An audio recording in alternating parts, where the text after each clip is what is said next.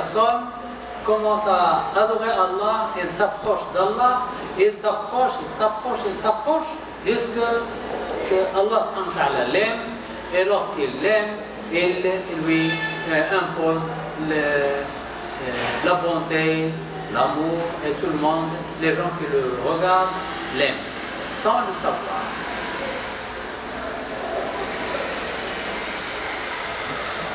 Alors, le prophète sallallahu alayhi wa sallam a dit trois vertus,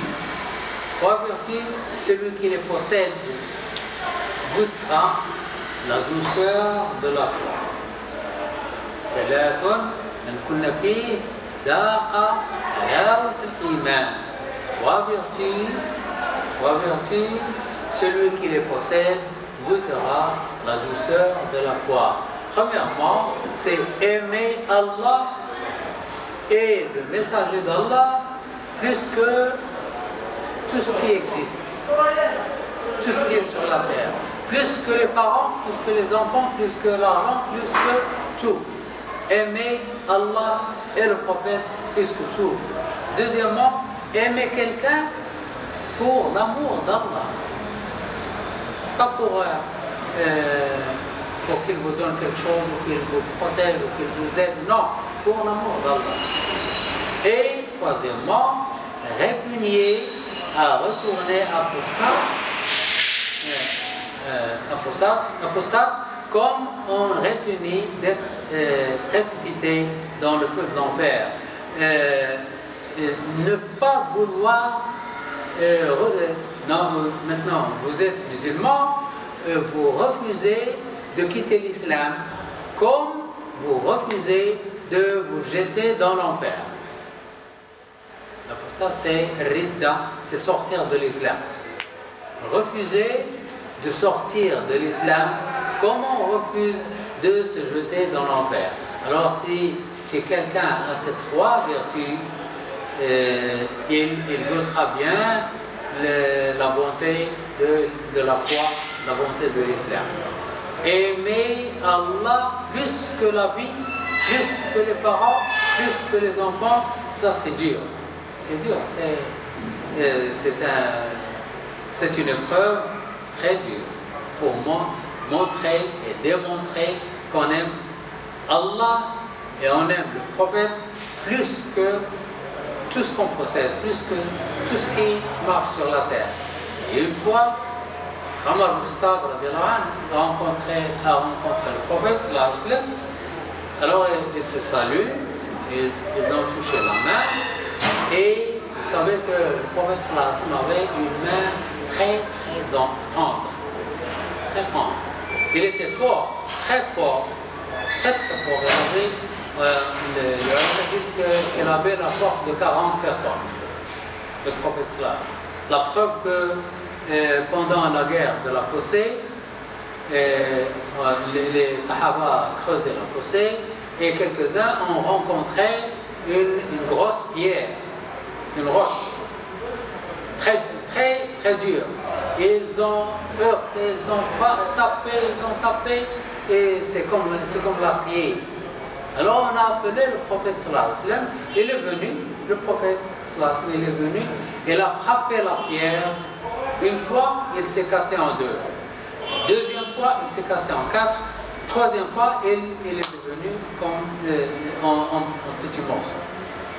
Alors que les autres, ils ont frappé sans rien faire de mal à la roche.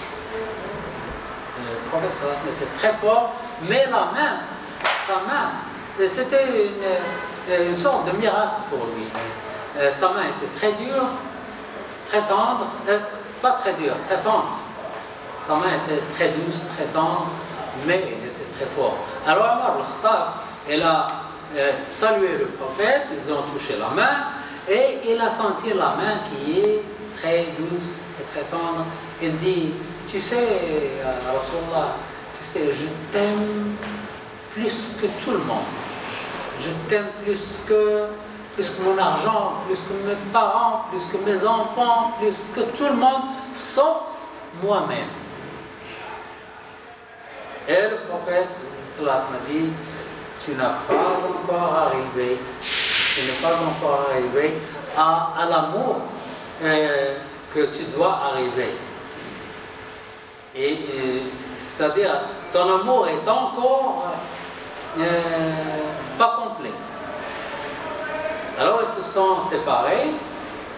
Omar Khattab a fait quelques pas et puis il s'arrête. Il s'arrête un instant, puis il est revenu.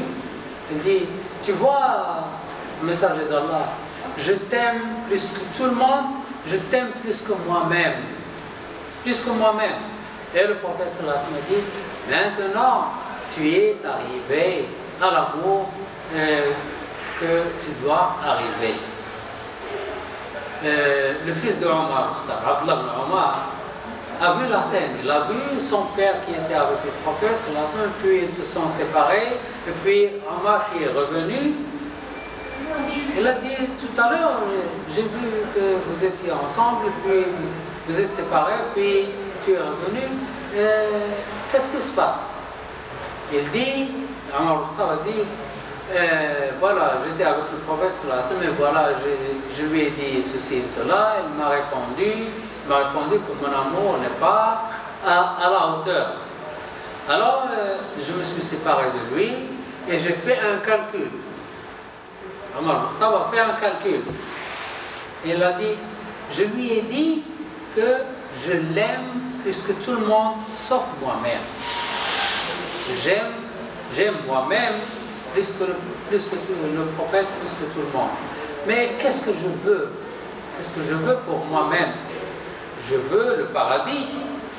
Et qui me montre le chemin du paradis? C'est le prophète. Donc, c'est lui qui me fait entrer au paradis.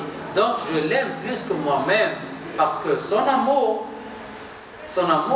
me mène au paradis. Donc, je l'aime plus que moi-même.